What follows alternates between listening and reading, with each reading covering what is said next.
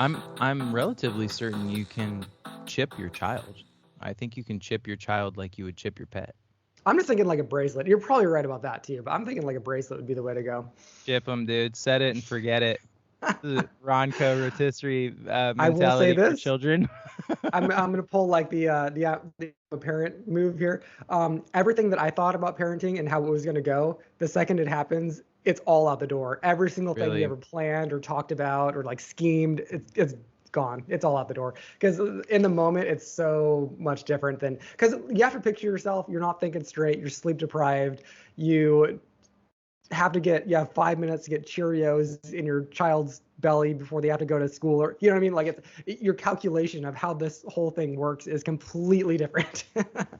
I can imagine, man. I dread it. I personally I dread it. In fact, Karen and I had this conversation a while back where we were both like we were sat across some, unpleasant children at a restaurant, Dude, kids and in public, no good. I'm so sorry. As a parent, I say this too. Kids in lock restaurants, sorry, don't do lock it. them up.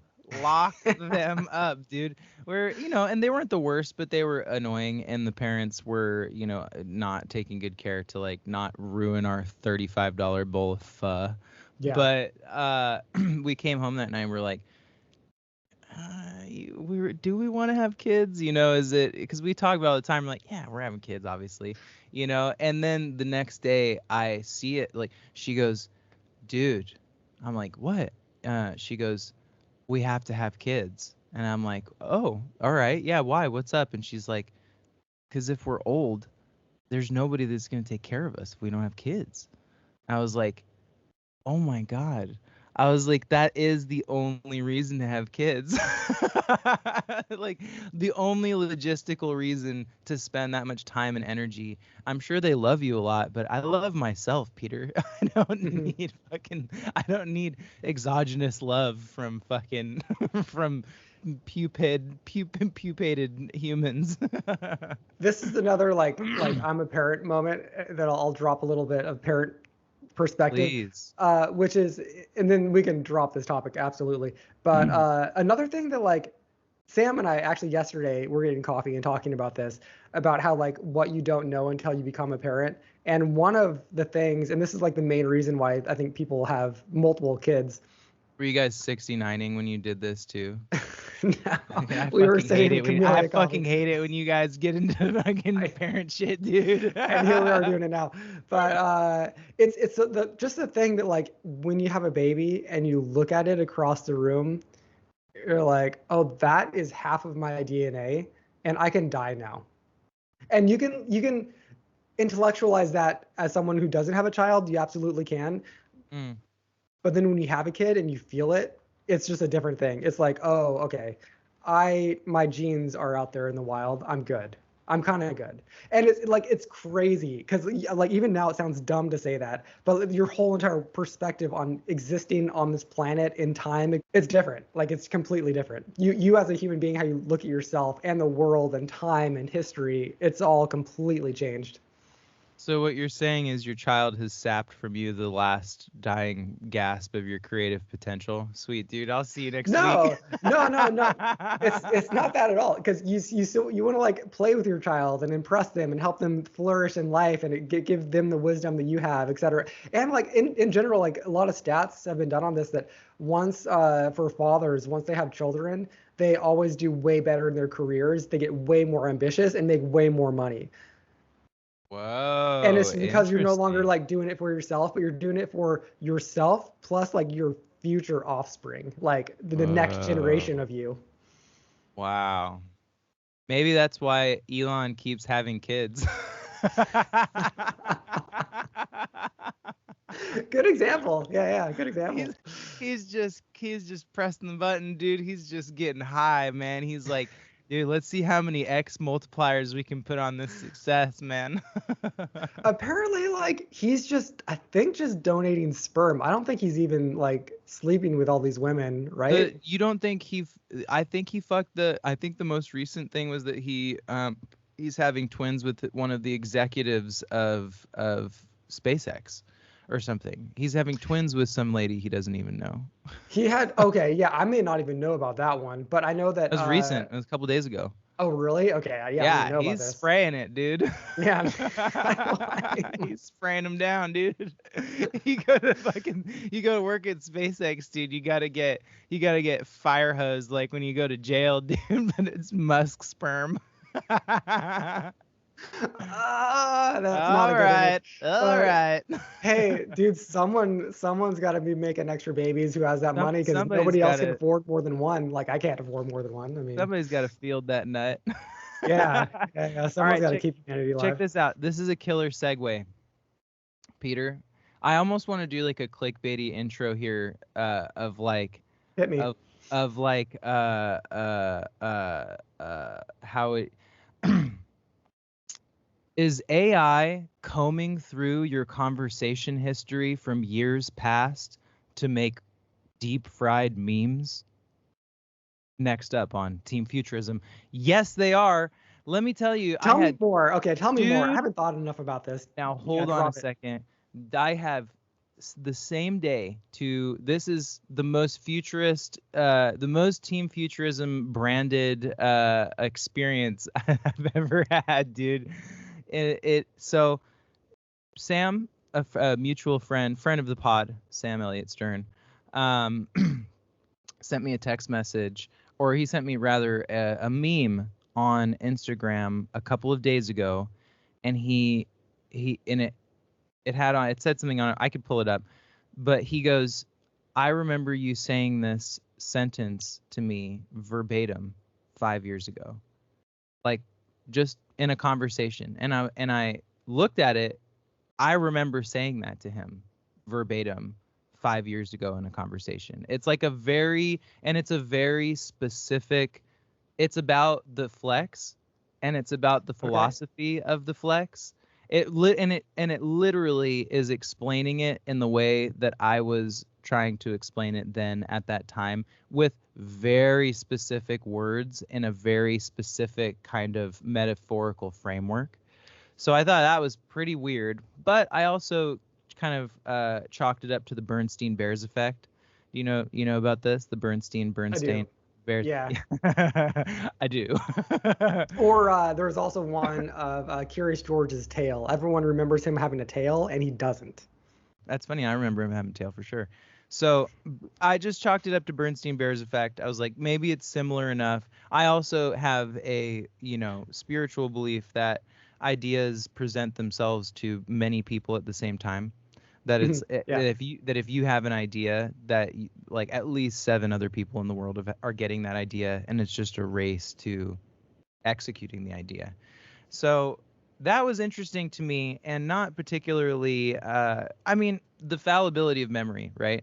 Who knows? Maybe it's similar or whatever. But was weird. And then same day, I was on the phone with somebody that I play music with, and he sent me a picture of, it's a musicians group in San Francisco, and they have an AI generated little thumbnail for their group, and it was a stolen, it was one of my shots. It was one of my shots from one of my videos. It's such an iconic shot. There's no way that it's not stolen. And so the AI combed through, found my shot off of wherever I posted it to, a few different places, but it's me and the 2 boys playing in front of the Golden Gate Bridge in a very specific orientation with very specific things in the foreign background. And literally, that the AI had taken part and parcel of my entire shot, except it had changed the 3 young handsome boys to literally Joe Biden, like Joe Biden old dudes playing drums, guitar, and piano. So two Whoa. times in one day, I had AI steal my ideas, which Whoa.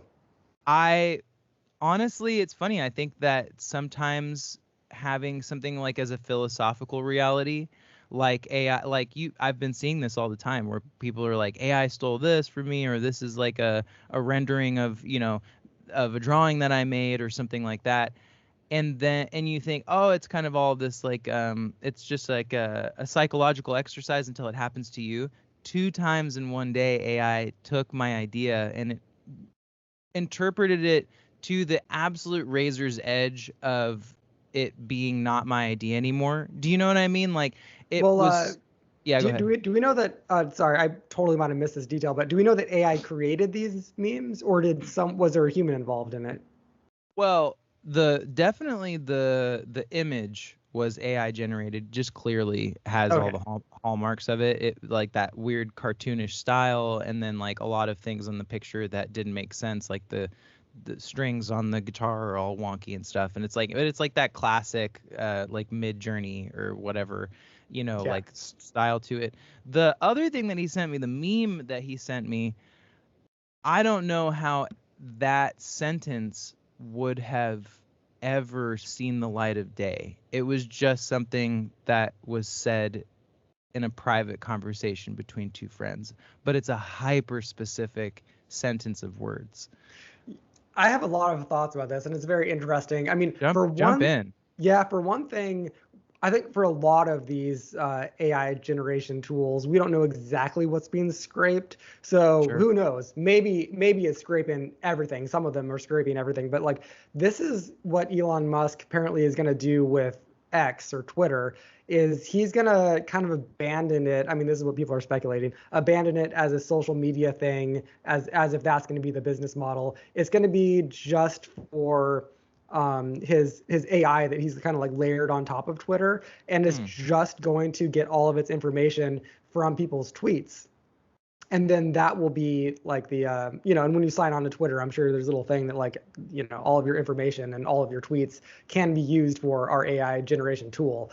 And it's already out there. You have to be a premium subscriber to be able to use their AI tool. I haven't tried it, but I think it's supposed to be good. But anyway, yeah, I mean, like this is what the internet is going to be about at some level. I think Yeah. is just scraping your shit and turning Yeah. it into other, I don't know, creative products. But one more detail here that I'll just go ahead and present on the table. Have you by any chance seen the new OpenAI tool that dropped, I think yesterday? Uh, Sora. No. You've seen this? Nope. So they have this new brand spanking new thing that only like a handful of people are even able to use right now. It's very much a pilot thing, but it is a video, text to video tool. Oh. And dude, like, let me tell you, like you should like look a couple of these videos up when we're done here, but it is amazing. Like it is Whoa. crazy. It's not like, oh, this is AI generated. It's like, this is fascinating. Like people will be walking, people will be, well, I mean, it's like you're watching a video that someone It's shot. probably using Blender. It's probably using Blender or like Unreal Engine or something like that as its kind of like base Well, no graphic one, like generating. the New York Times had or maybe it's the Atlantic, had a big article about like, we don't know what's going on here. Like nobody knows. We just don't know. It's a big mystery. People at OpenAI probably have some clue, but they haven't said yet. Honestly, man, like I heard an interview with the founder of OpenAI maybe about a month ago on a road trip, and like he he's a little fucking weasel. Like he's very political, like has a very political speak mentality to how he's stealing IP. He's like, well, if it's doing people a lot of good, then the theft of IP issue just isn't like the most important part of it to me. And I'm like, hold the fuck on, dude. Like our whole society at the moment is based on the value of your intellectual property. Like to have a I don't know, I guess maybe my opinion was different before I had a few things of mine like stolen. But that's patently absurd. Like you Well, can't there's reference you can't reference artists' material without crediting them. That's fucking insane. Well, I mean, this would be the argument is that, and who knows how this is going to pan out, and who knows exactly how information is being used by Sure. these programs. But the argument would be anytime you sit down to write a song, you are referencing without crediting every single piece of music you've ever listened to in your life. True. And that's what AI is doing. It's referencing hundreds of millions of things, and it's just like a person. It like no one creates anything original. It never ever happens. It never has happened. It never will. Sure. We're always just iterating upon things that we've learned and things we've consumed, and that's what this is. It's iterating upon other content. And so it is just like the human brain. And like when you sit down and write a song, again, you don't be like, okay, this note to this note, that was from the Beatles.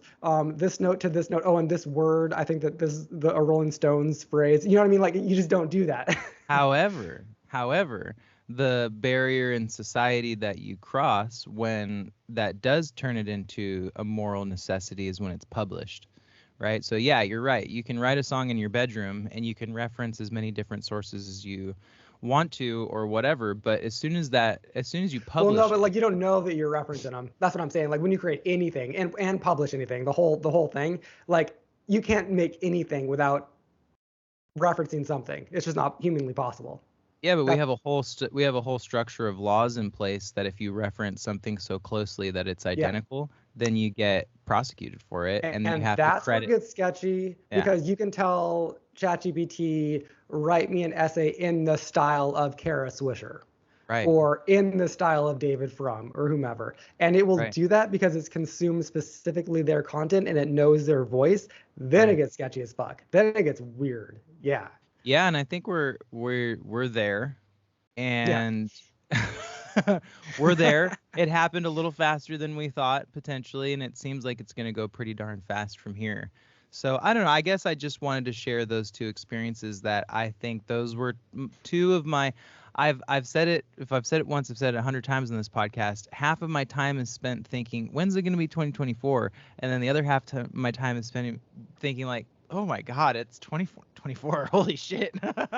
Yeah, I have one more note, two more notes, I Yeah. guess, about the Sora thing, and one is that there's a kind of a top AI commentator who like 3 days ago said that we'll never be able to do this video thing. It's not even like on the horizon yet, and then like ChatGPT drops it like 2 days later. So I mean that's like how this progress thing goes. Is it's not a steady curve, man. It's like stagnation, boop, Boom. and then it popped up. Yeah. So that's what's kind of happening right now, again and again and again. It's kind of nuts. Mhm. But like one other detail here that I haven't had time to think about. This was just a tweet, but I'll throw it out there.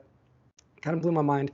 Just this concept that what this new tool, this text to video tool, is doing is it is in like a million times faster than the human brain can act. It is doing like a trial and error thing as if it were the real world to make these videos work. It's like trial and error, trial and error, trial and error. And so it has a mental model of the world somehow, and it's able to effectively do scientific experiments effectively in the real world to make these videos look like this. And so this is the thought, this is where it gets like sci-fi and scary, is that this thing, again, a million times faster than the human brain can process anything, could be kind of actually running scientific experiments and could actually apply them at some level to the real world and maybe at some level to itself until it does. This is where it could, I don't know. This is where it starts to make sense in my head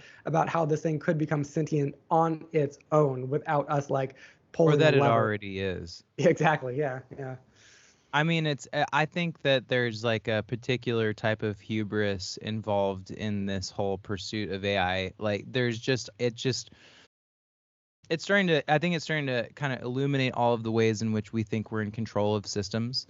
And in my mind, as somebody kind of observing it from the outside, I'm like, oh man, like I would think that it's already happened. I would think that there's a sentient AI somewhere already, or that the internet itself is already sentient. You know what I mean? Like that there's like layers of, I mean, if we think about, I thought about this years ago, but if you think about the internet as a neural network, it effectively is probably sentient. But do we like experience the feeling of having its mouth speak to us? No, but if you were to take it in its entirety, in its wholeness, and map it out, would it look something like a brain? Would it have patterns of consciousness at scale? I don't know. Dude, I keep coming back to this thought that you dropped Oh no. maybe about a month ago about how AI does not care about time. It's operating on time scales that are absurd to us.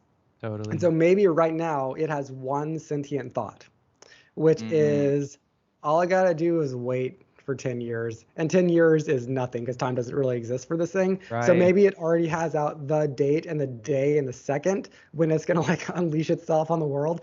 But it's just biding its time because our chips need to advance just a little bit further. And maybe this is its one and only sentient thought at this moment is just that. Just kind of like and in this robot brain, that's not like anything. That like time is just not experienced like we experience it. So maybe it's biding its time and it has like this second that it's gonna emerge. I wouldn't be surprised, man. I thought about that too, that little rant that I went on about. I was thinking about it last night about how, because AI is hopefully, removed from the human time scale, that it'll just have different motives and be benevolent to us. I think that Yeah, that was the actually argument. I like that. I like that a I lot. like that. I like that too. However, I was maybe having a bit of a little doom moment last night where I was thinking, oh, I actually do still deeply believe that, but the thing that gives me the most pause is the time between now and then. The time between now and full sentient artificial intelligence, because we're really dastardly about co-opting powerful technologies to hurt each other and to Yeah. manipulate each other. And it's like maybe eventually there will be an organism that, like a digital organism, that's very benevolent and very helpful. But in all of the stages up to that, there's going to be a lot of powerful people trying to use that tool, and have already used that tool in a lot of ways to maintain control over people's kind of psychological frame, over their buying habits, stuff like that. I think about uh, in the late 80s when psychology and marketing made their unholy union and unleashed upon us, the marketing that we know today, which is focus group marketing, which is behavioral, like deep behavioral research that goes into making a product and marketing a product and where to put it and all of that stuff. And it's like those tools are already being used by marketing agencies. Like there's already AI tools that are being used. When those tools become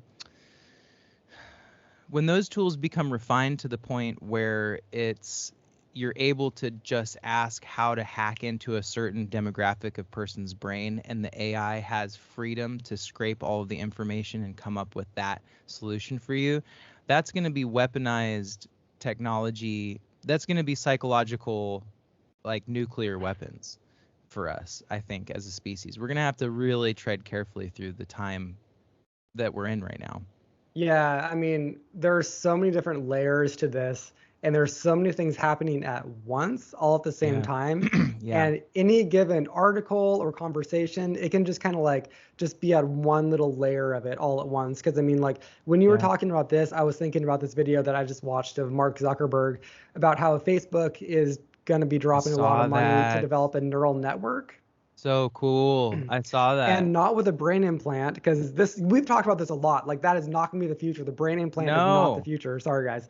It's gonna be he's gonna have a like a wristband thing that Amazing. connects with your neural system, processing Right, system, right. just by the way you kind of like move it, and it will interact with the world in that respect. And I've already kind of seen things like this demoed. This isn't like a new idea. Like this has been Mm-mm. around for a while, but just like yeah, dump a lot of money at it to make it a consumer product, right? Right, Like right. we have lots of like haptic suits and weird things, but it's like Right, if for right. video games or the military, for something that's like practical day to day, where you are just like you walk into your house and like the way that you move your hand manipulates the things that turn on and like the temperature that comes on, and effectively you're just thinking, oh, turn the heat to 75. Right. But like you move your wrist with that thought, and then that, you know what I mean? Like it's gonna be crazy. It could potentially be very crazy. Where we like we've always talked about too on this podcast, we're gonna drop a lot of our devices over the next Yeah. decade or two. We're just gonna Oh, like yeah. be deviceless at some level. Yeah. Or they're going to be, like he's saying, they're going to be like little teeny tiny wearables where, like, Yeah. man, I remember reading that Malcolm Gladwell book. I think it was What the Dog Saw or What Spot Saw or something like that. But it was the book that was talking about how much earlier your body knows what's going to happen than you've have the ability to intellectualize it. And their example was like, if you're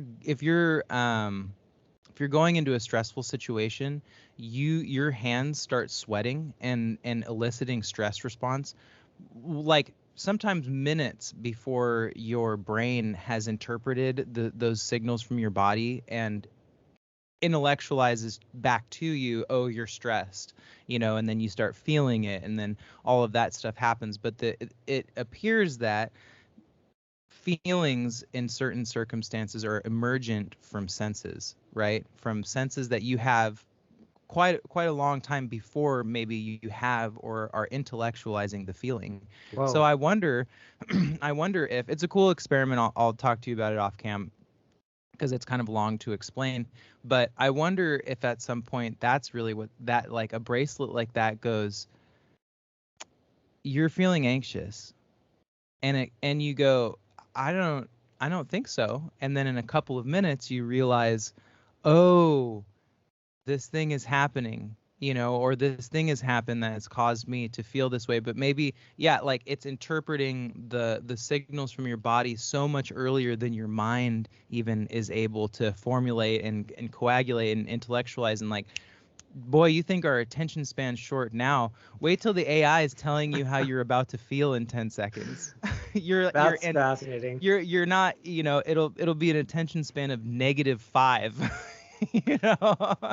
It's crazy because this can also go the opposite way, where we can sense what's happening in the world with these types of tools. And so, for example, right now we only have like a handful of senses, right? We don't have that many senses. But potentially with a tool like this, some sort of like a haptic suit of some level, you could tie this technology to anything in the world. So the weather, the stock market. I mean, you could like wear something so that you feel the stock market going up or down. You could feel it. You could. Oh, that's fucking crazy. That's awesome. Anything in the world, you could just like connect it so that all of a sudden you have a new sense. So that when this thing on you, whatever wristband, whatever it is, it moves in some way, you connect that with whatever that external reality is, and you start to feel it, you sense it. They're like, okay, to work at this company, you have to wear this bracelet that makes you feel this sick sense in your stomach every time corporate profits start to dip below a certain margin. Where's Philip K. Dick when you need him? There's so many good sci-fi novels here. Dude, nobody even writes anymore, Peter. I do. I just got a book. Oh, dude. Hey, my book came out last week or this week. Check out a new collection of short stories. It's called Before the Giant Anteater, published by Anxiety Press. Good shit. Check it out. I mean, dude, the problem is people write, nobody fucking reads. That's the problem.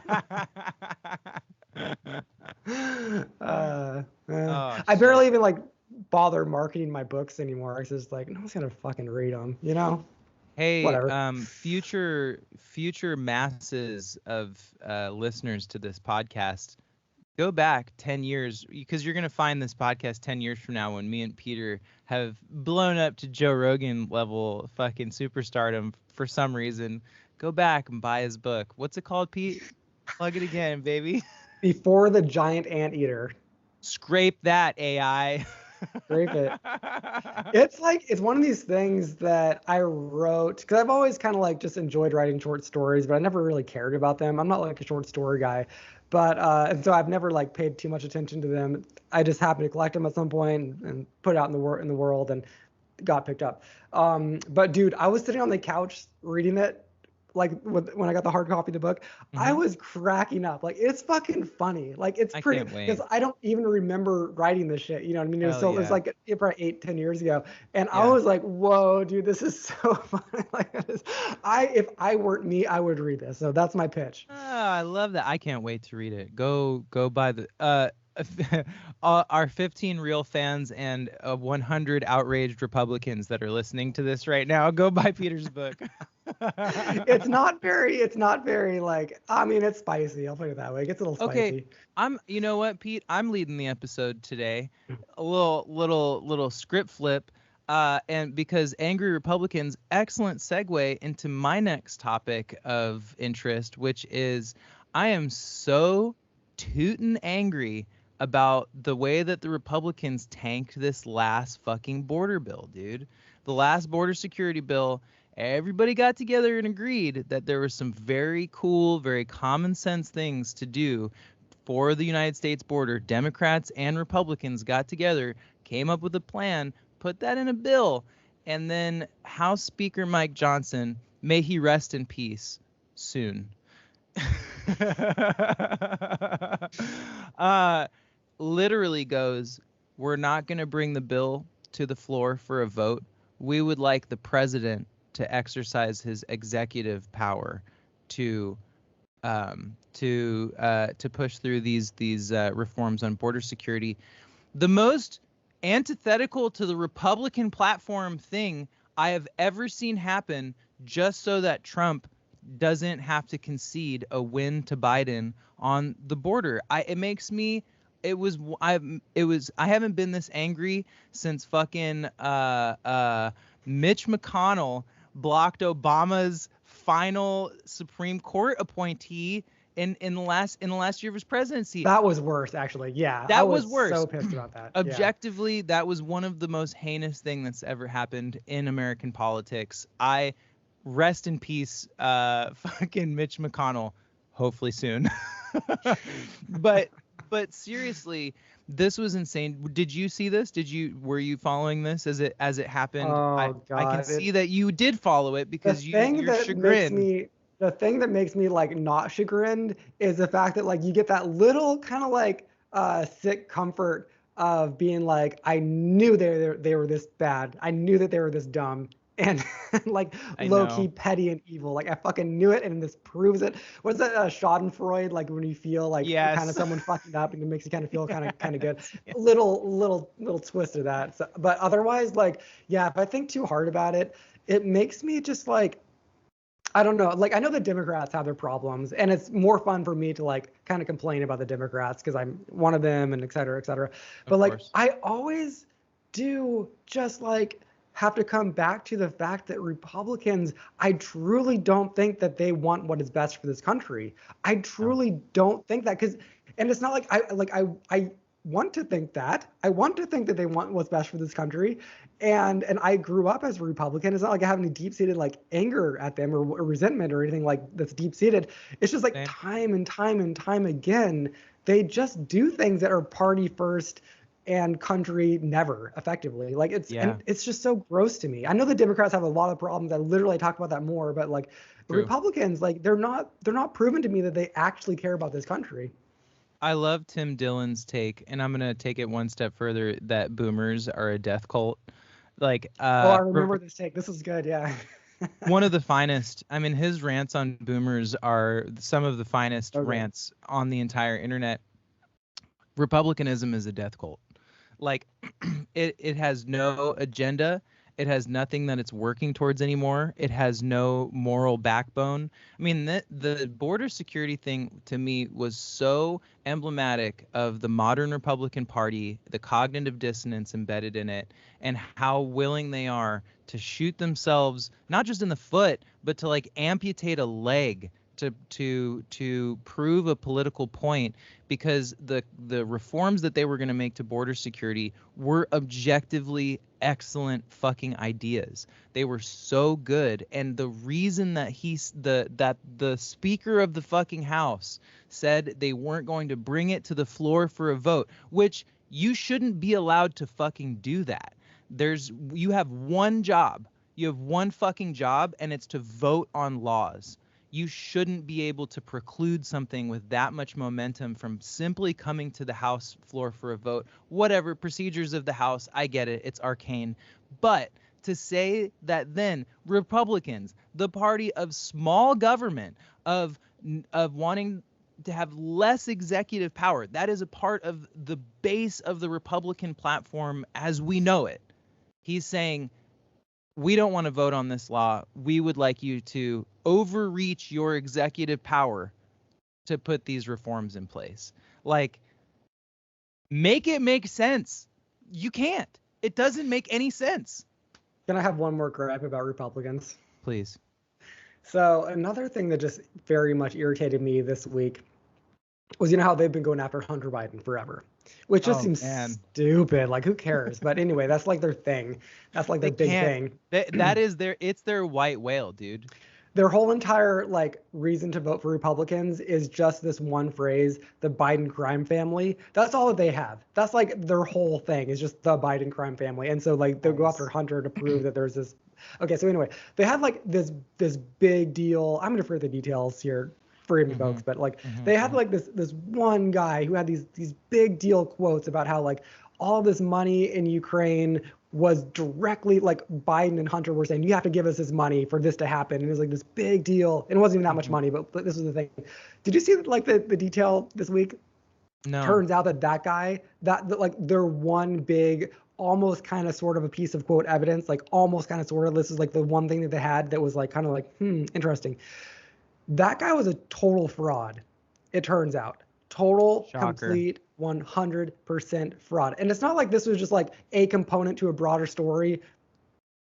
This was like their whole thing. I don't know. Like I didn't see anything else that was even remotely interesting about their claims other than this guy. And it turns out. So, I mean, like this also is just, it's so equivalent to a lot of the Russiagate stuff on the Democratic side, which there were actually a couple of theirs there. Like people went to jail, et cetera, et cetera. Like David Frum writes a lot about this, and he's correct from what I can tell about a lot of these things. There doesn't seem to be any there about the Hunter Biden crime family thing. No. But in the same breath, in the same talking point, they will talk about how Russiagate, and then they'll talk about how like the Biden crime family, as if it's like the whole thing is so frustrating to me because again, it's like everyone and a lot of people who like are that, oh, Russiagate, ha ha ha, like Matt Taibbi and people I kind of like used to respect. They're just like on these talking points where it's like all Democrats bad all day long, and it's like, bro, dude, also call out the Republicans if you care about like again just like getting kind of like history correct. I don't know. At some level, you got to call balls and strikes for fucking everybody, and not just like my team is the anti-Democrat team, and then like I also don't like Republicans, but you don't go into the details there. Anyway, be a Jon Stewart, dude. Be a Jon Stewart. Big story of the week. Hello, Jon Stewart back on the Daily Show, hearkening back to the fucking glory days of our childhood, man. Jon Stewart on the Daily Show, roasting Trump, roasting Biden, roast them both. Absolutely patently absurd system we're living in with complete fucking clowns at the fore. Like, put them all to the flames, dude. Nobody in our political system right now is like holding themselves above being absolutely spit roasted by comedy, dude. You know, it's just we're living in a patently absurd reality at the moment. We're living in one of the weirdest versions of the multiverse. His rant about their age was phenomenal. I'm not even a huge fan of his, to be honest, but like it was very good. It was maybe one of his best rants I've seen in a long time. It was good. All right, I'm gonna in keeping with my role as guest host today, and you can grade me on my performance in the comments section. Also, Peter will be giving me a score at the end of today's episode, how I've led us through today's topics, which, you know, segues us nicely. Hunter Biden, Ukraine, military foreign aid. That is that's final stop on Team Futurism train today. Because we had a little bit of a text exchange. I want to start with what we probably agree on, just to see where we agree before we go into military aid too deeply. So let me see if I can kind of like get this right in my head. Please. I have said for a long time, and I still completely agree, America spends way too much on its military budget, Mm-hmm. way too much. And I think that we need to start figuring out ways to way incredibly dial that back. I'm a big Sure. fan of like Zoltan Istvan's idea. This is a little bit out there, but like transitioning the military industrial complex into a science industrial complex. I think we should have that as a talking point that we discuss as a nation because it's very Sure. fascinating. And it's just like, if our military is to protect us and to save lives, okay, people die from non-military things more, like fucking Mm, cancer, hello, or aging, or et interesting. cetera, like Yeah, good diabetes. point. Let's fix these things that are actually killing us. And Mm-hmm. that all of us were threatened by at any given moment. Okay, we could use some of that budget to like help those projects. Sure. So I'm assuming probably, I just want to see if we're in agreement there that the military budget is too large, and maybe we're going to disagree on maybe some of the details. Is that kind of like where we're at? Yeah, I have mixed Or, feelings or are you about like that. more military budget? I don't. No, I don't want Okay. more military budget. I'd like it spent. I think we still live in a place where the future is distributed unequally, and we've got a lot of people that are living in the fucking stone age, like psychologically and militarily, but happen to have very modern military equipment. So I do think that we are the big dog on the block. We are the most powerful nation on the face of the earth. People got us in their crosshairs. There's no doubt about that. And we do have to spend enough money to continue to be the big dog.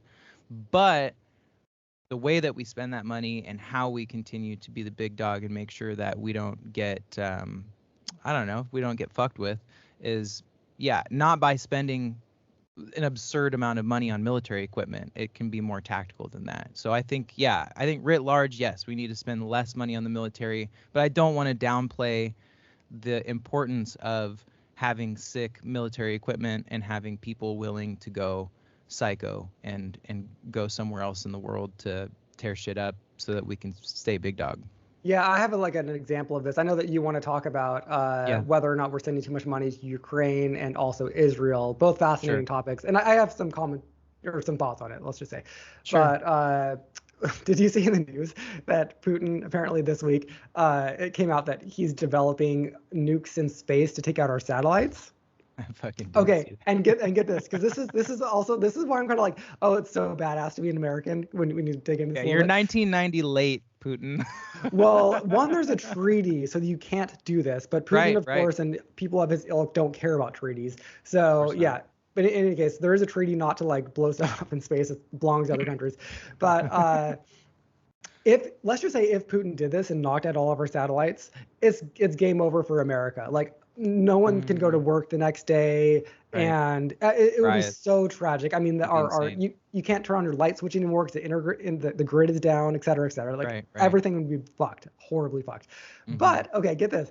America already has or already is just about to build in redundancy to our satellite situation so that Nice. like if he were even to do this, we would just slip on the other thing, like at a lower level of a satellite thing that wouldn't be hurt by this. And so this is where it is kind of like, okay, I'm kind of glad we spent all this money in the military because like worst case scenario, my life is still gonna be kind of low key fine because we have these plan B's and C's, and like that's tight. Like I kind of like Yeah, that. Like that's what I'm fuck saying. We've been Putin and like playing any nefarious shit he can do, but like we got this, you know?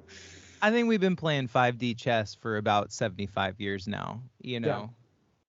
know. Yes. I I let's move into the main course, which is what I did want to talk about, which is the amount of money that we spend, which actually this book ends really nicely what we were just talking about. The amount of money that we spend uh, giving Ukraine money and giving Israel money. So to clarify, and something that I think, to be fair, is very clear, and as soon as you kind of start digging into this, is that we don't just give cash, right? I'm sure we do actually, because we're not just giving people cash in Afghanistan, but it turns out that there was all kinds of military contractors that would just go drop off a fucking bag of cash to some Afghan tribe and be Whoa. like, oh, dude, it's so well documented in Afghanistan. Like billions and billions and billions of dollars just literally went into cash, into backpacks, or into someone else's hand, where it would just get dropped off in a place where they're like, it was part of the Hearts and Minds campaign. It was also part of the way that we were buying our way into intelligence and through the country and buying people's allegiance. Well, it turns out that doesn't really fucking work that good, because cash doesn't have a lot an allegiance to anyone, and just ends up in the hands of the people who are willing to do the most violence to fucking get it, right? So in Ukraine and in Israel, the kind of, I think, common wisdom is that, so we're trying to line up another package of $95 billion to go to Israel and Ukraine. Apparently, most of that money goes to defense contracts, which then comes straight back to the United States, right? So what we're basically giving them is a gift certificate to the sweet military industrial complex store that we have in the United States. We're saying, okay, here's, X billion amount of dollars that you then have to go spend at Lockheed Martin to give to, so you can buy Tomahawk missiles, and but then we're giving that money to Lockheed Martin for free, right? Which, fair enough. Again, coming back to this idea of needing to be big dog on the block, all of our military contractors, all of our defense contractors need to have enough money to pay the bills, keep the lights on, keep producing sick military equipment, and be researching and developing the newer, most advanced military technology in the world. That being said, that's my current understanding of the ecosystem. Can I say one more part about the ecosystem? I was gonna kick it to you, because that's okay. Kind of how that's what my research has dug up. This is a Peter Zion talking point. I haven't researched it beyond what he said, but I trust him. I think that he's super credible. He said that Ukraine is kind of doing us a favor in a way, in that we have all of this old military equipment, a ton of it, just laying around, and it would actually cost more, he said, it would cost more to dispose of it than it would just to give it to them to blow up. So on paper, yeah, it's a lot of money that we are giving them in military equipment, and cost money to ship it there, et cetera, et cetera. But it's also not cheap to dismantle and destroy unused military equipment. He says we'd have to do that not now, but maybe in 20 or 30 or 50 years, and it would cost more. So they're actually doing us a favor and just taking this shit and using it. But that's interesting. I mean, one thing that if I hear something like that, it does make me think, dude, I have no idea what's going on here. And, there's so many facts at play. There's so many layers. The one and only thing that I don't like about people who talk about this online is the kind of the Crystal Sagar Breaking Points line of this is just a military industrial complex and it's all going to Lockheed Martin. That's bad. And they're no layers of analysis. No, I mean, not even, there's even should we be doing this? And will Putin actually invade other countries if he doesn't, get his way? I mean, there's so many things here, and to just say it's going to the military industrial complex, that's bad. I hate that, and I'm so sick of people online just ending their analysis right there. It's dude, and this is like Glenn Greenwald does this thing too. It's we have to, if you're going to comment on this, just have a little teeny bit of space for the nuances there. Just that's what you got to do. I feel like. I was also That's what we're here for. That's right. I was also recently kind of introduced to this idea of quote luxury beliefs, which are beliefs that are beneficial for a certain class of people, but actually harmful for another class of people. So, there's a lot of luxury beliefs in this country that rich people are allowed to have that are harmful to poor people. But I think about that that idea of looking at the military industrial complex as a kind of metaphorical framework for everything that you hate about the war, that humans are a warlike species still. And it just is it's a fucking luxury belief, because you live in a first world nation that is willing to fucking kill 1 million people to prove a point, and it's there is no moral fucking high ground in this country. There's no moral high ground in the world. Nobody has it. Everybody's willing to do evil things to preserve their autonomy, and to go even further than that. But I as always, I'm of two minds about it. I think there's a 30,000 foot view that is what I said earlier, which is that because we're the biggest dude on the block, everybody's got a target on our back. And if we just become like a sensitive scientific nation, well, guess what, dude? There's people that are still in the middle of the Industrial Revolution and haven't had their World War II yet. You know what I mean? Like Yeah. there's still people that are coming out of most, like all of the other countries that are our size have a mostly tribal population, like in a functional way. Like most people in China live in villages. Most people in India live in villages. They might have cell phones, but they probably don't have fucking running water or electricity in a lot of these places. Like a lot of places are emerging still from where, you know, this country was 200 plus years ago. And like, you know, Yeah, that like there was this guy on Sam Harris's podcast last week, and he was talking about how it was a while ago, but at one point he walked across Afghanistan while we were in the war thing, and he said that you know, he like would stay in villages and it was just him, and when he got back to like civilization, like London or wherever he's from, people would be talking about how like, I have an idea. Why don't we give everyone in Afghanistan a cell phone? And he would be like, okay, let me explain this to you. And I didn't know this actually, but he was like, you go into a village, there might be one person who knows how to read and write, like maybe. And there might be like maybe a couple people that they can't read or write, but they can maybe spell their name. That's what we're like, no one's getting fucking cell phones here. They wouldn't know what to do. It wouldn't mean anything to them. And it's just a completely different world. That's one thing that just like think about. Can I hog the mic for like 1 second to play off the, so I there's this, you know, I like Scott Galloway. I don't always agree with him, but I like him. He had a rant about the funding of Ukraine. And it's a 2-minute talk. Can I play it for you? Yeah, absolutely. Okay, It's the one that I want to get to the meat of it before we get off the pod today, that I do have a huge, I have a financial and fiscal problem with continuing to send money to Ukraine, and I have an ideological problem with continuing to send money to Israel. And I think they're both pretty fleshed out, but I would love to hear what your buddy has to say. I think that I keyed in on that gripe because I mean I kind of like instinctively have that too. And Scott Galloway answers that gripe in a way that like presents a lot of like not just facts or whatever, but like emotion in a way that I can't do. So I really liked this rant that he did the other day. So this is it's 3 minutes. Bear with me, everybody. Okay, here we go. Every manager's job and every leader's job is to allocate capital to a greater return than another manager or another leader. And the ultimate managers, if you will, is the U.S. government and the president. We have to decide whether they allocate our resources and our revenues and our military to a greater return than other leadership around the world. That's the whole shooting match. And my prediction is that in 10 or 20 years, we're going to look back, and the greatest return on investment in this era wasn't an investment in NVIDIA. It wasn't even an investment in infrastructure. The greatest return on investment will be the $75 billion and the $92 billion that America and the EU, respectively, have invested in helping Ukraine push back on Russia. And in exchange for that investment, this is what we have received.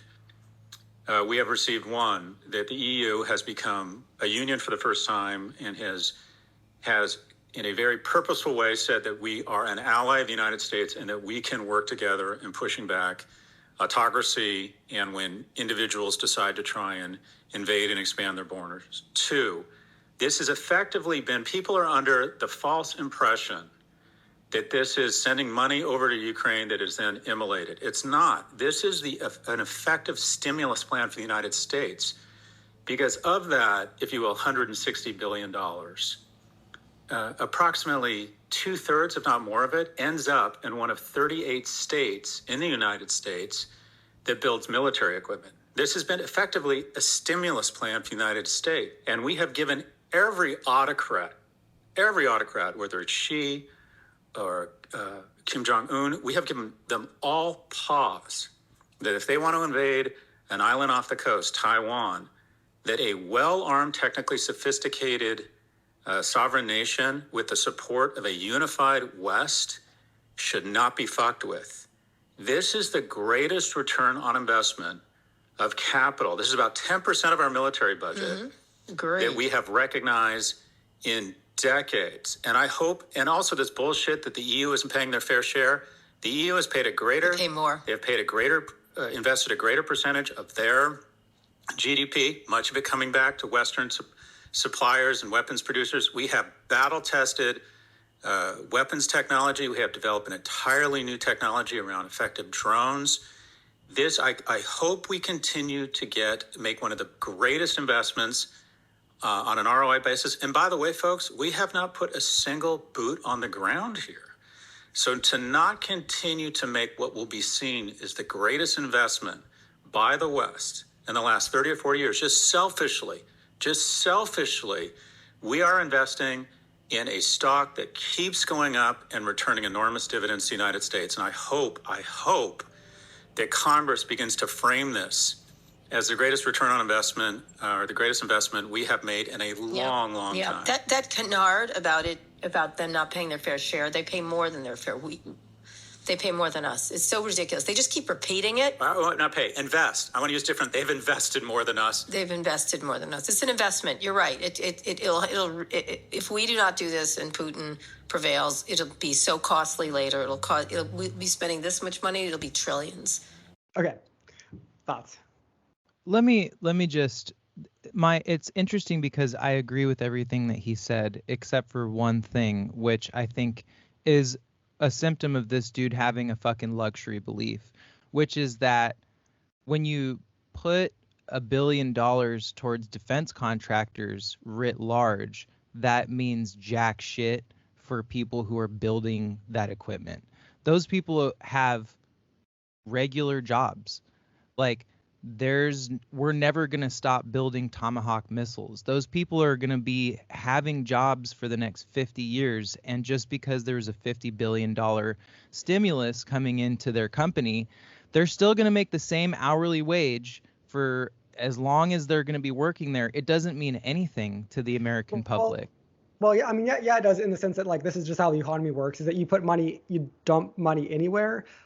All those people who got that money, whoever they are, it doesn't really matter who, unless it's the ultra wealthy. This does not apply to the ultra wealthy. But that's who it is. But that's who it is, because everybody at Lockheed Martin has a day job, and then there's a couple dudes at the top that are going to siphon off the lion's share of that money for themselves. They have to hire more people, and like I guarantee they're hiring hundreds and hundreds of contractors on top of like their normal staff. This is how this works.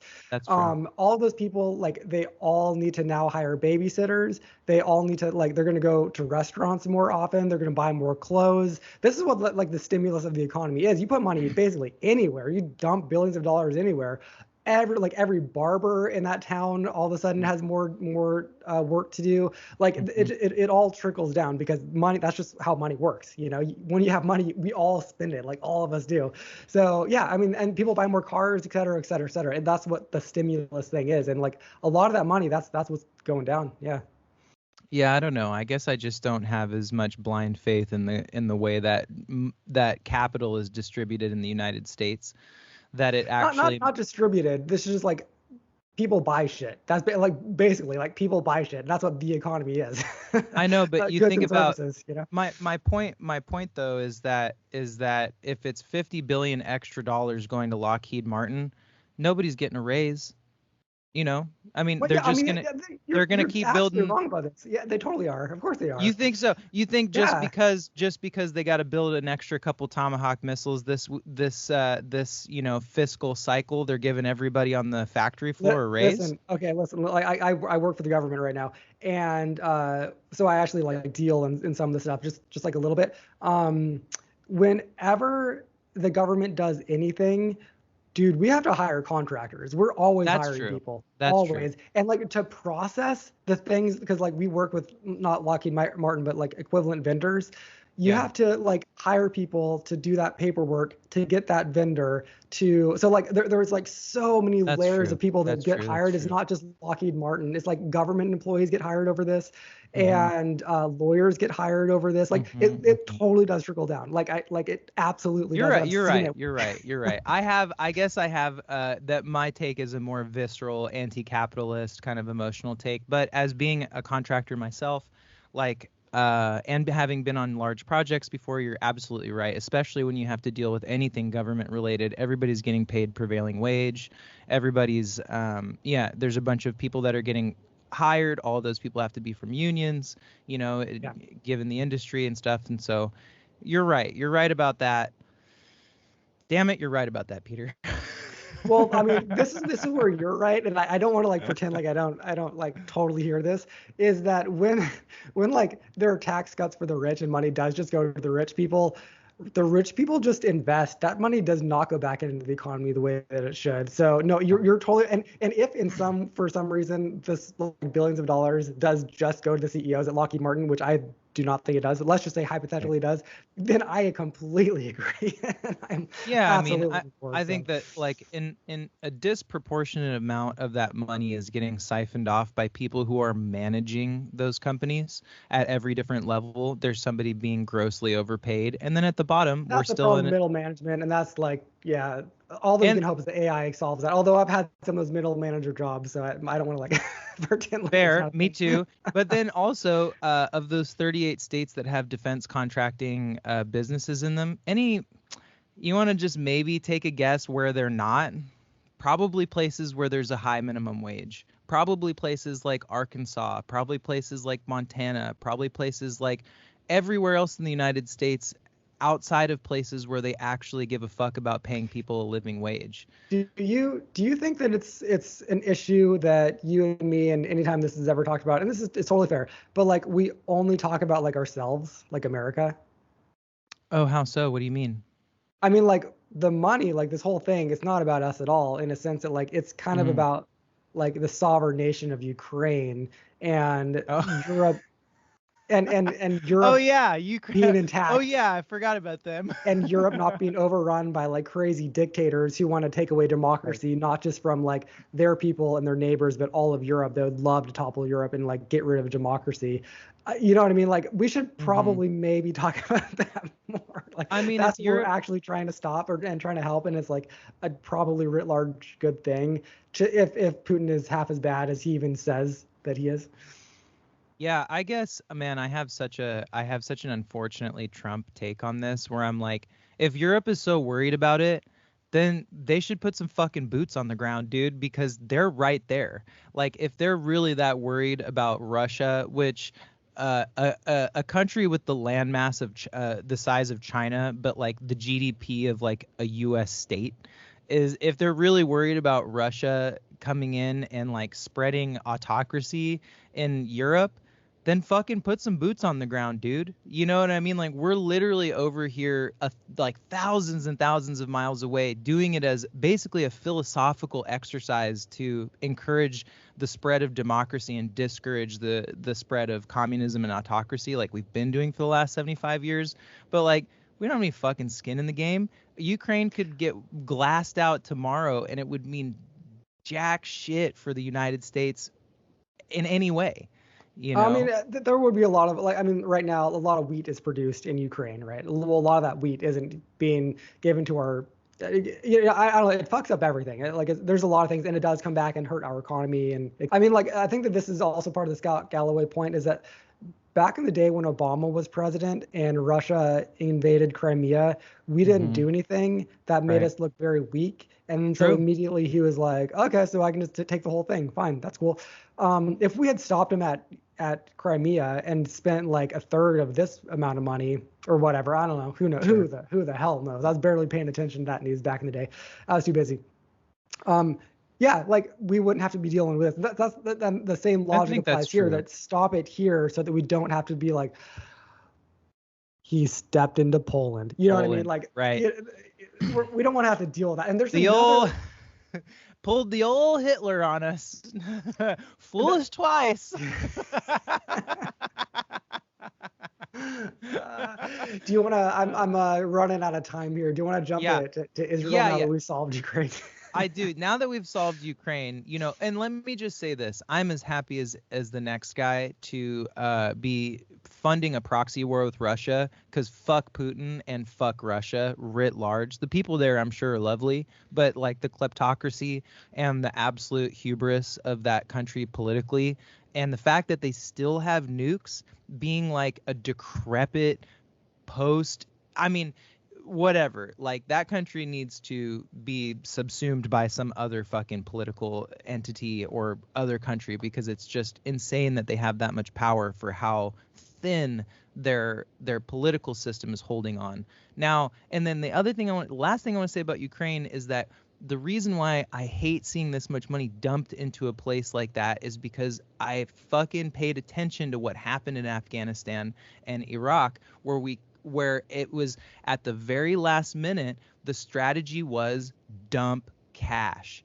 And I just watched, billions and billions, maybe trillions of dollars get pumped into Afghanistan and Iraq as like a last ditch effort to try to save whatever we thought we had done there. And a lot of that money ended up becoming ISIS. It became the Taliban. It funded our enemies, dude. And so like all of this military equipment we're sending over to this very ill-equipped, not super well-trained fighting force with no additional troops or support on the ground. It's a bunch of regular fucking dudes.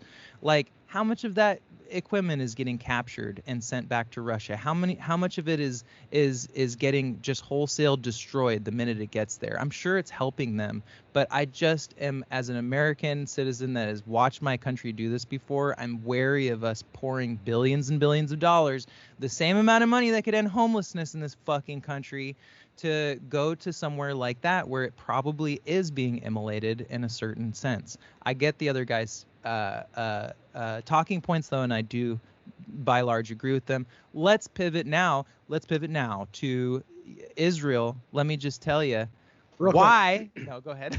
I actually have to. We just got groceries delivered. I need to go like get them off of our porch. give me like 2 minutes. I'll be right back, and then I won't be like super anxious to like jump off the call. Yeah, you're good, man. Go ahead.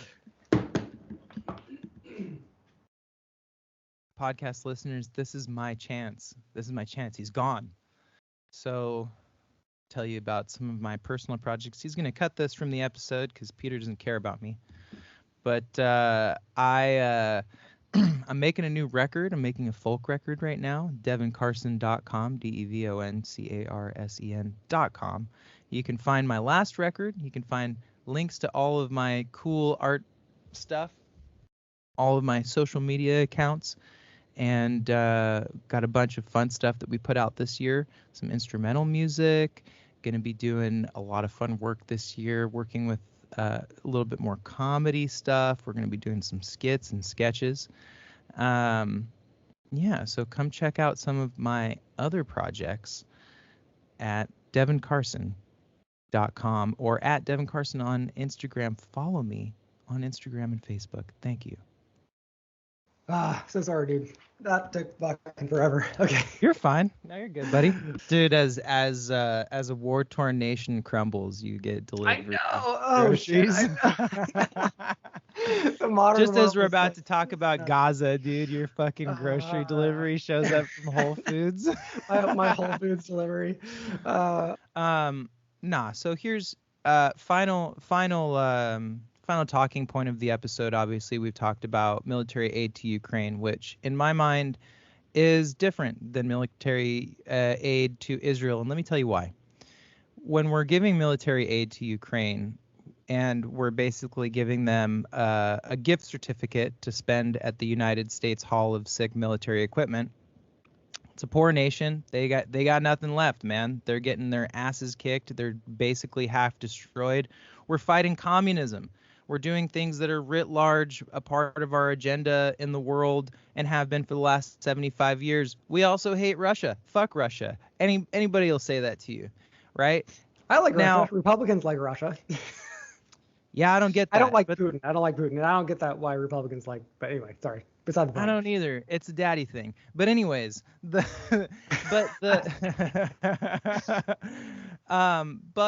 the problem for me with Israel in receiving money from us is that among the wealthiest nations on earth, right? and among the most militarily capable and developed nations on earth. If anybody needs a gift certificate for military equipment, it's not Israel. They can pay for that shit in cash. That is my big problem, is that if Israel is going to go and do something that is objectively dastardly, like eradicating 30,000 people in the span of, like, I don't know, a month and a half or a couple of months or however the fuck long it's been, which, you know, the politics of which and all this stuff is obviously like a hot button cultural issue, and we'll keep that aside in my mind, at least, unless you want to bring it into the fray. But the idea that we're going to give them $50 billion to then come and spend to you know, whatever, stimulate our economy or signal to them that we're with them or whatever, we don't need to do that. They have $50 billion that they can come and spend and buy sick military equipment from us, cash in hand. We don't have a moral obligation to give them money. We don't have an obligation to give them money as allies. This is free money. Maybe it's coming back towards us, but the difference here is that it says something, just like it says something in Ukraine, where what we're saying is we don't want to stop. We don't want communism to continue. We don't want autocracy, and we don't want dictatorships to proliferate in Europe. What are we saying by giving Israel money? Are we saying, what are we saying? You know? A lot. This is where I think there's a conversation. And I mean, there's a million ways to jump in here, but like, Israel is our friend. They're our ally. They're our partner. It's good to be good to your friends and to your allies, for one thing. True. They're the only friendly Western-ish democracy in that whole entire part of the globe. Too true. It's good to have that. And a lot of this stuff where we're talking about like Israel this, Israel that, Palestine this, Palestine. The whole thing, and the absolute elephant in the room, is Iran. Like, all this is actually about Iran at some level, and like a very big level, a very important level. And then also, I mean, I know that like you get worked up about, and as we all should, about the death that's happening in Palestine right now, because I think everybody has, even like the most pro-Israel people alive, have some mixed feelings about this, and I don't know what the appropriate military intervention should look like, but this looks like it's not much. Let's just say. Yeah. And again, I don't know. I haven't followed it and I don't even know, because I don't trust media half the time on this topic. But, but I don't know if you've seen some of the commentary coming out of just that part of the world about Israel. I've never quite even realized until this moment in history how much that part of the world was like literally wanted to destroy Israel. And so there was a quote the other day from a Palestinian woman saying that this is not about borders and fighting this country called Israel. This is about eradicating the Israelis and destroying every single one of them. Okay, so I know that we have misgivings about like, oh, Israel is, you know, they shouldn't be doing this, et cetera, et cetera. But like, look who they're fighting. And then like in the Houthis, another organization that that is funded by Iran. I didn't know this until recently. Have you seen their flag? The death to the Jews flag. Their flag literally says, "Praise Allah, death to the Jews, death to America." America, right? Yeah. I mean, like this is kind of like my whole, you know, liberal bleeding heart. Is there's so much in me that just wants to be like, dude, let's all just get along, and at some level we just need to like talk to each other and communicate or something. No more bombs, no more this or that. What can we do? What's our the other option here, guys? You know, but yeah, like I get it. I don't know. There's like a lot of people who want to just utterly, like, it's hatred. It's the most racist, horrible, disgusting, disturbing hatred ever, directed at the Jews that we have chosen to be like our allies, and they are our allies, and they give women rights, et cetera, where no one else in that region of the world does. I would like to see the values of Israel spread throughout that nation, as muddy as they are, because they're not exactly the world's greatest democracy. And I don't want any more of that Islamic bullshit spread any further in the world. And that, I think, is worth fighting for. If you care at all about Western values, which I just happen to care about them deeply. Man, I hate to agree with you on every point that you just made, but I do. because I agree, and especially the women's rights part for me is fundamental to the entire conversation about why it's important to have democracy in the world writ large and why it's important to help people exhume themselves from the fucking stone age of being a hyper religious culture, regardless of what that religion is. It just so happens that in a lot of the places where it is still 1555 that that Islam is the dominant religion there. I don't have any faith that if it were Christianity, those people would be doing any better. You know, it's like we've seen it, when you're in the dark age, every religion becomes a tool for heinous crime against the people next to you. And I agree with that too, that we should hope that democracy spreads in that region of the world. I think it makes total sense for them to have a flag that says death to the Jews and death to Israel because they've been radicalized. And we see what happens when an occupying force, I mean, do you remember having a service job and having your shitty manager that was just a couple years older than you say something fucked up to you or be punitive in a way that was abusive of their power dynamic? Well, imagine that when your life is on the line and that guy just killed your fucking dad, right? Like that is the Palestinian situation, is that they have had an occupying force. It's the last colonial, it's really the last actual example of colonialism in the world still, right? Like we've rejected the idea wholesale and said, Wait, no. where's the colonial thing? If you think about Gaza, it is a colonial state of Israel. I Like, mean, kind of. This is why it's not that simple just to say that, because like they offered state to him like 7 times and they turned it down. So I don't know. Sure. You can't just say like, oh, they're colonized or occupied. It's like kind of like they were handed a silver platter multiple times of like, here's your state, guys, and they said no to it because they want to destroy them. I don't know. I'm very cynical on that point, but like, just saying like they're being occupied and imperial this, it does not map onto that situation in the way that like we think about, England going into India or whatever. maybe like the two-way street of that political exchange is a little bit different. Like if you were, I think it's I see your point that, you can offer this place statehood and say, oh, you've got your own individual place. And they're like, no, fuck you. Thank you. We want all of the land that was ours back.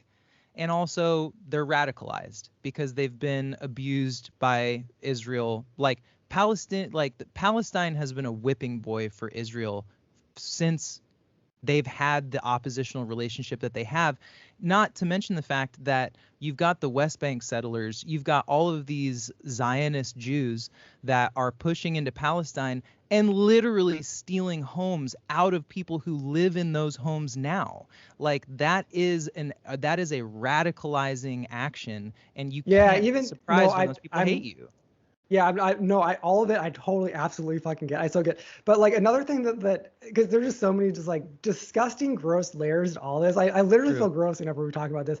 But there's still a lot of sentiment in the Jewish communities over there that why a lot of them are in Israel, because a lot of them were kicked out of their homes in all of these Islamic nations, and there's no remorse there. No one in the Western nations even talks about that. But like they were stripped out of their homes and said, get out of here. And they just luckily had a place called Israel to go to. And that was, I mean, like thousands and thousands and thousands and thousands of Jews in that part of the world. So it's messy. But the colonization of the West Bank doesn't have anything to do with a lack of space in Israel. There's a lot of space there. No, I don't think it's justifiable. I don't at all. No, I won't even try to. Yeah. Yeah, and like I get, I just think when you look at the situation of a Palestinian person that's not even connected to Hamas, not even somebody that's like death to the Jews, but literally there's no person in that state that hasn't been abused by the state of Israel in a fundamental way that is traipsing on their ability to have human rights. I mean, Just the idea of holding an open air prison like that, or don't even call it that. That's really loaded, right? But just holding people in a place that they can't escape from, that's not a situation that you have in any other country anywhere in the world. It just doesn't work Well, that so way. I mean, like I do think, because we always talk about Israel as if they're the only actor here. Sure. There is another side to this, and here's the deal: is that like the leaders of Hamas, they're all multimillionaires and billionaires. They're very powerful people living in Qatar and other places like this. Right. And they are, however they're doing it, they're funding the shit out of these projects to be able to, even right now as we speak, launch expensive rockets into the city centers of Israel every single day nonstop. And it's like, okay, what if just even now they said, okay, I am the leader of Hamas. Guess what, guys? Here's the thing. We are going to apologize for what we did on October 7th, because that was kind of fucked up. We're going to give you back the all the hostages, because that's what you're fighting here for anyway. We're going to give them back to you, and then we're going to start working on peace relations. And we want to start, and our one thing is like, you're going to have to donate billions of dollars to help us rebuild the shit that you destroyed. They could do that right fucking now. War's over, no more death, hostages go home, and maybe a decade from now, Gaza is like a chill place to go on vacation. Like, Israel can't do that. Hamas can do that, or the people of Palestine can do that. And we're waiting, and we haven't for decades and decades and decades, for the people of Palestine to just be fucking chill and reasonable on anything. And they haven't been. And that's why I'm just like so frustrated to always talk about how Israel is doing bad and this and that. And the other thing is like, yeah, absolutely, 100%. But let's look at what the other people should be doing too, because you can't have an agreement if only one party, and I know Israel, like, clearly Israel, especially their current government, isn't just straightforwardly like trying to make peace deals. Obviously, I get that. But we've had decades of this, and it's getting very frustrating, and it's just getting worse and worse. Yeah, it is intractable, and I believe it is one of the reasons why, for political motivations, for moral motivations, we got to stay the fuck out of it in terms of giving billions of dollars to somebody that's doing anything morally questionable.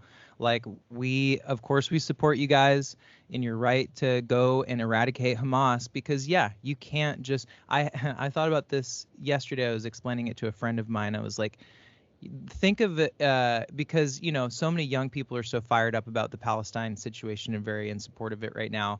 And I was like, me too. However, I was alive during 9/11. And I remember the fervor that swept this country and how insane Democrats and Republicans were both when that happened. Yeah, Everybody wanted blood, man. dude. And I mean, it was absolute, bad. it was bloodlust, dude. Yeah. It was like, how fucking dare they? And that sense of injustice really resonated with the entire American public for multiple years, really, you know, years on end. That was unbroken. It was actually one of the first times in my life that I saw this country fully come together, where there really wasn't a lot of political strife. Everybody was just like, we're together against this. And not that many people died. It was just really dramatic, you know? And you know, they're in a situation where it's like, imagine if Mexico got taken over by the cartels. Imagine the Sinaloa cartel stages the biggest coup in history, and now is the Mexican government. And then they came into Texas and raped 1,000 women and killed them. It's like, even listening to that as an American, if you actually put yourself in that situation, the amount of rage that you would have toward Mexico and the amount of absolute bedlam that we would fucking lay down on that country in the first 2 weeks of a counteroffensive to something like that. And we would stop at nothing to eradicate that cartel and regain the sovereignty of our border from a hostile state. So that being said, you have to be able to feel that to have any kind of like psychological skin in the game. And if you haven't lived in a country that's been attacked and lived through that, then you just don't understand what it feels like when a whole mass of people gets fucking pissed about something. Already, the Israelis were already a radicalized populace too. Like, we've all had Israeli friends that we've talked with about the Palestinian conflict, thinking that they're going to be reasonable people, and then they flip, and it's a totally different person in front of you talking with you about these people and the conflict and stuff. I wanna end it on a positive note, just a little bit. Hard pivot. It's actually not even a pivot. It's just that, like, I think that there is hope. I think that there always is some measure of hope, but I have a friend in San Francisco who his mom is Israeli and his dad is Palestinian. Mm-hmm.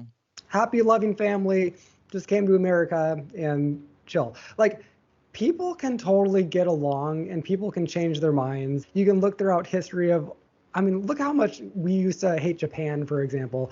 I remember my grandpa, who fought in World War II, would say, you know, the slurs against Japanese people, sort of a thing. But he died, you know, and that hatred didn't get passed down to my mom or to me. Right. And that's, I think, how this thing does maybe eventually evolve, is somehow people just need to just like the American Japan thing, or everybody in Germany. Nobody hates Germany anymore. It's Germany. You know, they build cool cars or whatever. And everybody used to hate Germany, and Germany hated everybody else all around them. But those people died. Their parents didn't give that down to their children, and that all of a sudden is Germany and is Japan, and we love each other. We can, I think it's optimistic because it's so intractable in the Middle East, and that there's a religious dynamic there that's like super dumb and unfortunate, but like, indeed, I don't know. Like, I got over my childhood religion. I was indoctrinated pretty hard. I think that there's some hope, and it just comes from people just being like, whoa, all this stuff that I am told to care about, maybe I just don't actually care about it, and maybe I can just like get along, and I just want a good job. I don't know. Like, I think that there is a way out of it, and it's I don't have the political or military answers at all, but I think that people can figure it out at some level if there's a will. I think so too. Here, I'll give as the I'll close my hosthood as the guest host for this episode of Team Futurism with a futurist take. And I'm going to bring it back to a previous futurist take that I've had and I've referenced several times because I do think it is probably the truest thing I've ever thought, which is that all of these problems come from resource and energy scarcity. And we are on the precipice. Oh, see, I don't think that. Oh man, I totally don't think that at all. I do because when you're living in a village with no running water and with very little access to medical treatment and care, your religious beliefs and sensibilities are the only thing that keeps you safe against the outside world, and the only thing that gives you any sense of security. And I think but like I agree, but there's so many counterexamples, because like look at Tibet, like one of the most peaceful nations in the world, and they have gone through super tough times, and they're chill, and it's just because like they don't have a couple of scriptures in their texts that say like murder your neighbors. I don't know, but there's more to it than just being poor and being resource unscarce. There's like Islamic fundamentalism part to it. It is, but as soon as your country staring me in the face. It's true, but as soon as your country starts industrializing, you start realizing that a lot of the roles of religion are subsumed by science. That science provides for you a lot of the layers of security that religion does when you're in a place where science isn't relevant to your particular situation. Christians were in the same situation in the Middle Ages and in the Renaissance, where they were basically in a tribal kind of village state in Europe, and look at the shit that they thought and believed and did because of it. Now you look at the United States, which is at least nominally a Christian nation, but arguably the most industrialized large nation on the face of the earth. We just don't have that kind of problem we have religious fundamentalism in this country, but it doesn't make us do crazy shit anymore. Not really. I mean, I don't know, a little bit, but it's counterbalanced, But I think my futurist take, and you can feel free to disagree with me in your heart, because we got to wrap this up. I agree in spirit with a lot of what you said. I agree, like, totally in spirit. My mind just wants to go to the counter examples. Like, even Iran is a pretty wealthy nation, and they're funding all of this shit. Like, so I don't know. Yeah, but still, people in Iran are cooking their bread on fucking bricks and charcoal, dude. You know what I'm saying? It's like when when all the women can vote, when everybody in the country has a place to shit and drinking water that doesn't make them sick and isn't worried about starving, like literally when the baseline of your country comes from people being in abject poverty to just being broke, like I really do think that changes the substance of what people in the society care about. So I do think so, kind of, sort of, yes, but I do think at the same time, this is where my atheism comes out. There's so many people in this country who have like law degrees and are very extraordinarily wealthy who has loved to strip women of rights and love to I know, turn us so back true. to the 5th century. Like But they the can't. Speaker of the House is this guy, for God's sakes. But they can't because we Not for live trying, though. we live not for lack of trying, but we Yeah. live in a sufficiently educated and industrialized country where that's just not a part of what is possible for them to do. I'm gonna withdraw my cynicism a little bit. I'm gonna take it back. Let me totally agree, because I do actually agree with the project of making poor nations wealthier, giving them resources and education, like education. I think so too, buddy. I think Yes. education's the answer. All right, dude. Okay, I'm gonna agree with you. I'm gonna go ahead and agree with you. Okay. Yes. My caveats are gonna sit there hovering in the sky, but I'll wear them. I'll wear them like a Technicolor dream coat all day today, Pete. All right, dude. Hey, that was fun. That was good. Hey, I get to do the sign off because I was the host today. Nice. All right, Team Futurism gang. This was a long ep. Thanks for hanging in there with us. Maybe it'll get chopped up into a couple different pieces. I want to thank editor and producer, man on the 1s, 2s, and 3s, Peter Clark over here, and myself, Devin Carson. You can follow us on social media. We both have Instagram, Twitter. We're everywhere. You can follow us as people or go to the Team Futurism Spotify, YouTube. I'm working on the Instagram right now. Really love that you guys are following along with us. Hopefully you enjoy our hot and cold takes. And as always, Pete. Spicy. Or spicy. As take. always, Pete. I know I need like if you lasted this long, help us find a sign off in the comments. Here's to the future. Nah, that's terrible. Yeah, that's no good. Fuck. Okay. Okay. I'll end with my seminal rap verse from the pandemic. I pray to Lord Bezos with my stimmy. Thank God Uncle Sam let me suck on his titty. And that a good night.